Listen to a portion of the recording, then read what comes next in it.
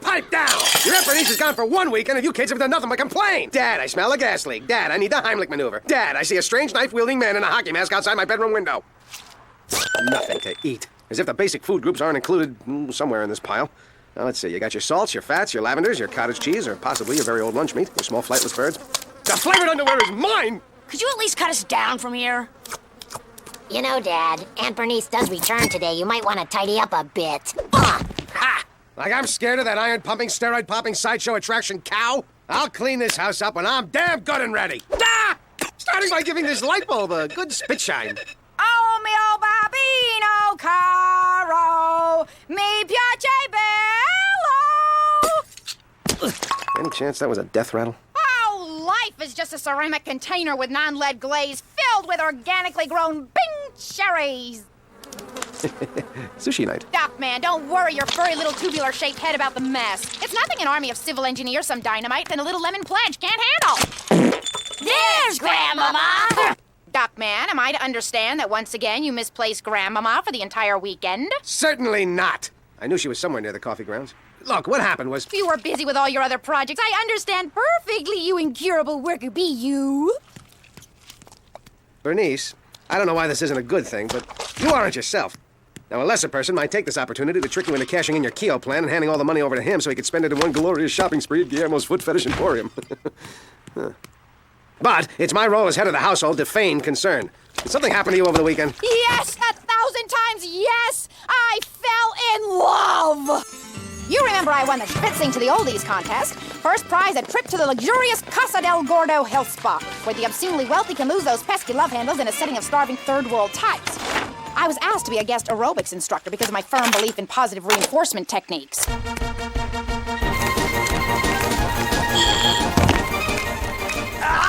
I saw him from across the room and was instantly transformed into a flirtatious little schoolgirl. Hey, you in the mortician outfit, you just gonna stand there till your butt's big enough for a trailer hitch? You're a little bunny. A little bunny?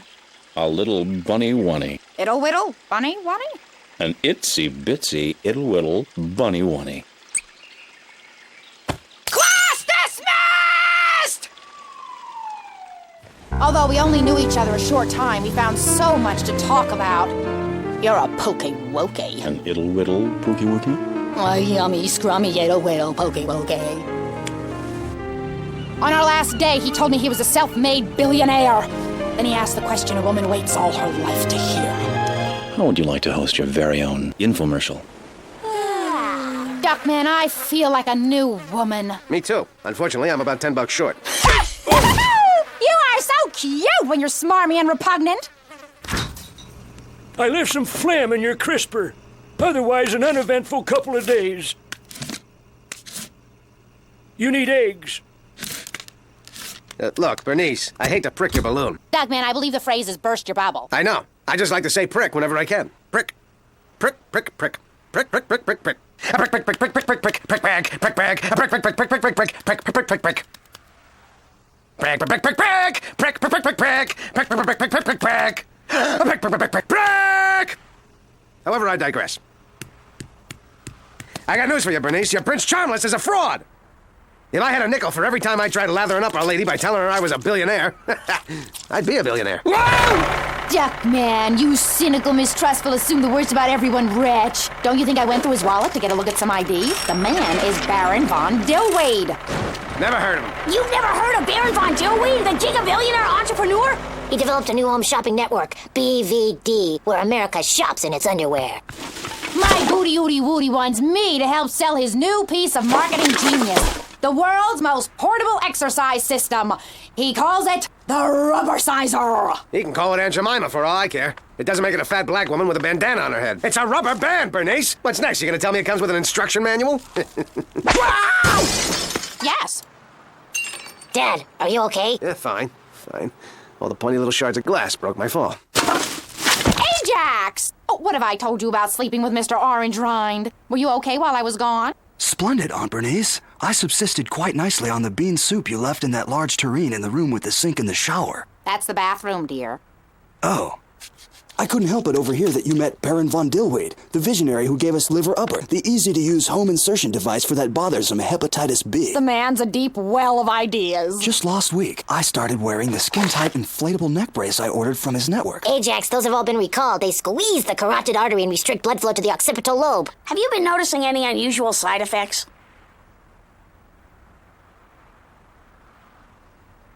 But not so much anymore. Well, I bid you adieu now. If anyone needs me, I'll be surprised.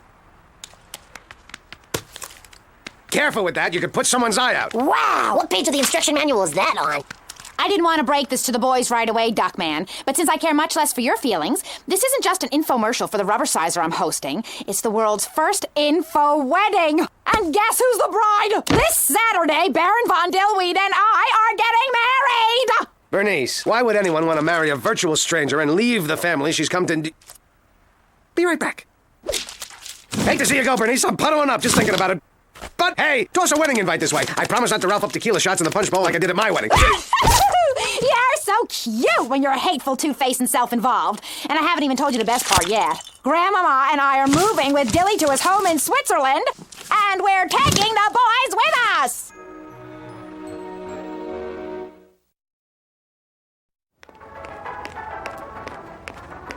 Where was I?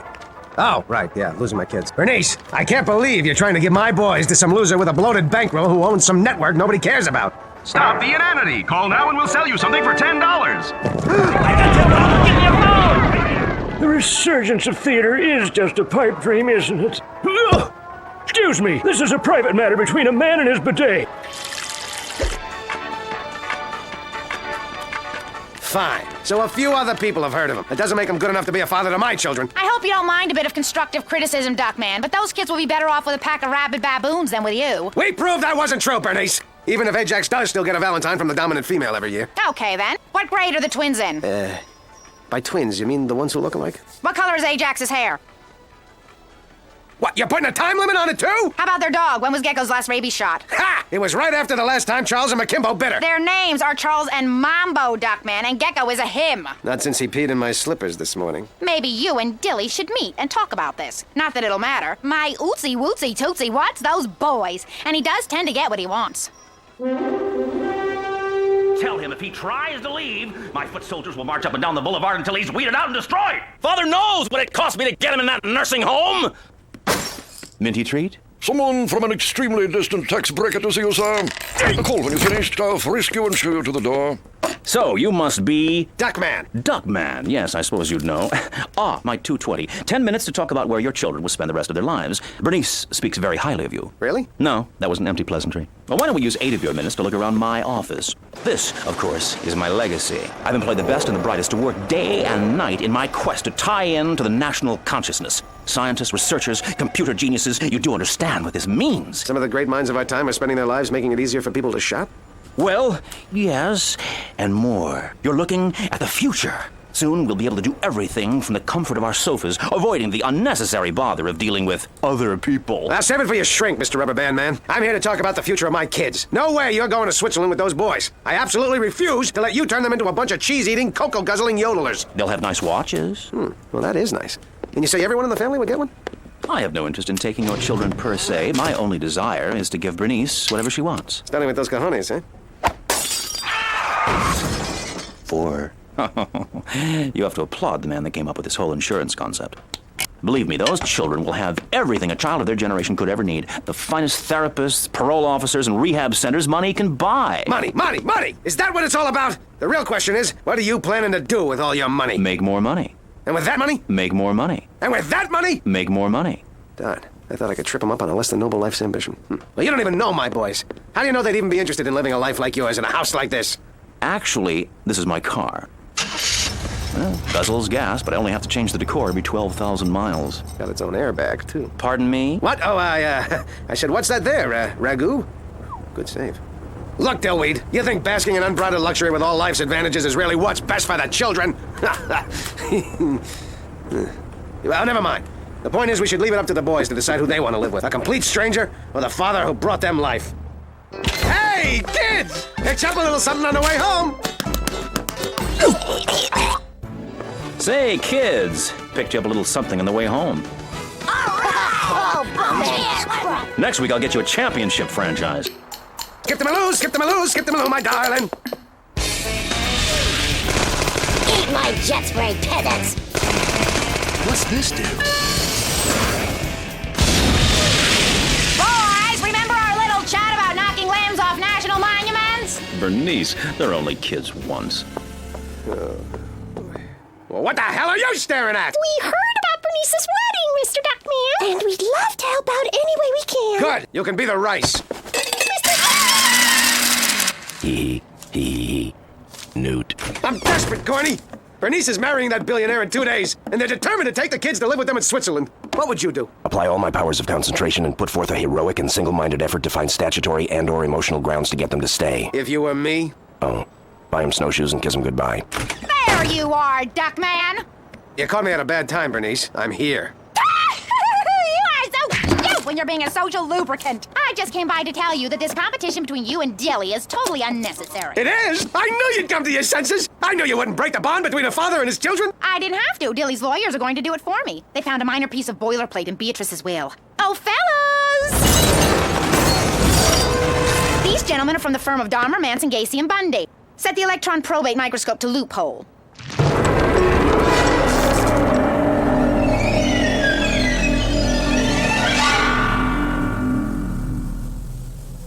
Well, now that that's all cleared up, we'll see you at the wedding Saturday. Go to your wedding? I'd rather get a high colonic with a hot poker. Okay, but if you have time after, be sure to pop by. Oh, corn-fed! Since you're like one of the family, Dilly and I were wondering if you'd do a few hours of karaoke at our reception. What are you trying to do, Bernice? First you come between me and my children, now me and my partner? Cornfed and I are inseparable. We're a team, like Astaire and Rogers, Lewis and Clark, Norman Bates. Anyway, we have a bond that can never be broken. Isn't that right, partner? Huh? I was thinking my tribute to Liza. If you're not committed to karaoke, I'd do a Jello Biafra meets Lerner and Lowe kind of thing.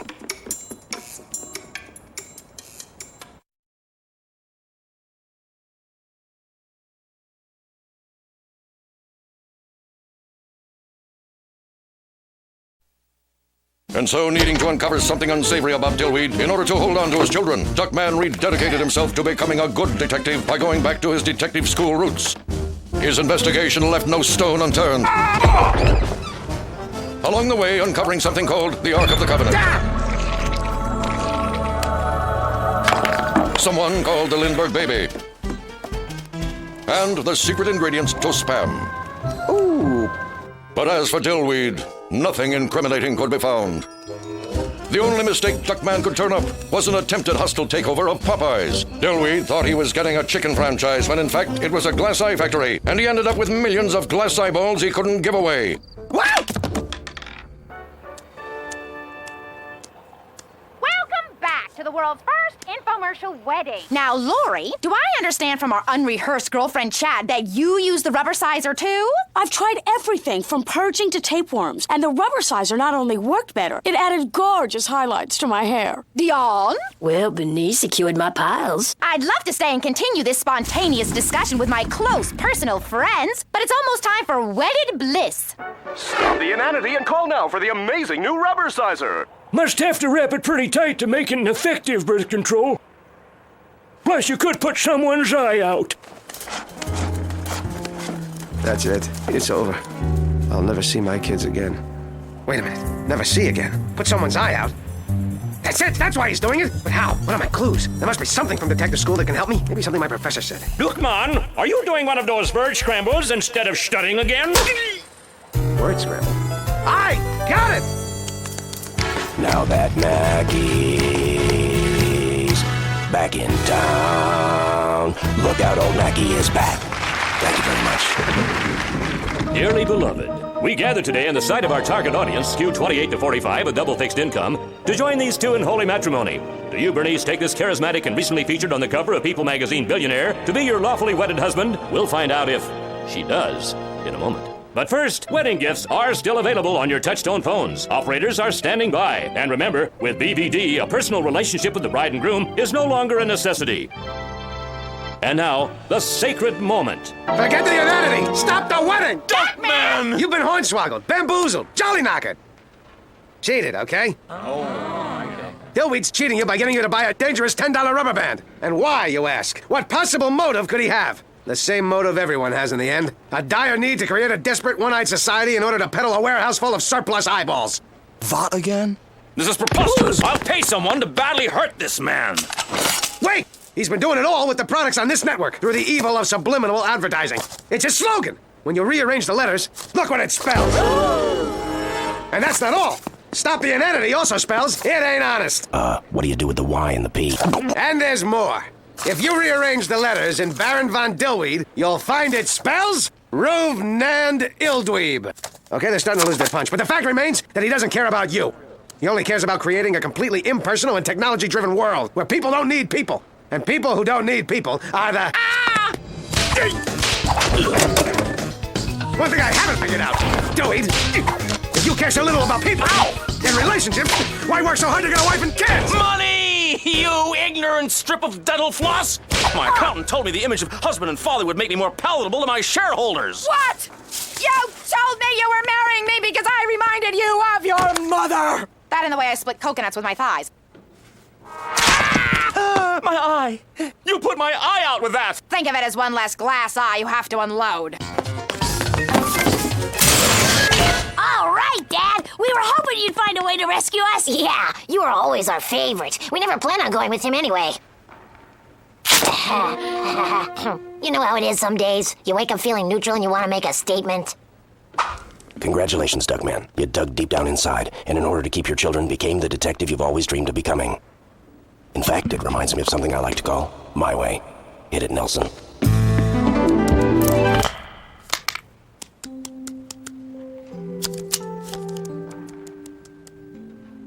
Thank you, Duckman. And thank you for saving me from a terrible fate. Can you imagine what would have happened if I found out about this after we were married? I would have been trapped in a loveless marriage, legally bonded to a devious criminal who I could have divorced and sold for half his multi-billion-dollar fortune! Ah! When does Aunt Bernice throw the bouquet? Duckman! Duckman! I asked the front desk for something quiet and back. Oh, well, as long as I know the people who can make a difference haven't forgotten me, I'll sleep well.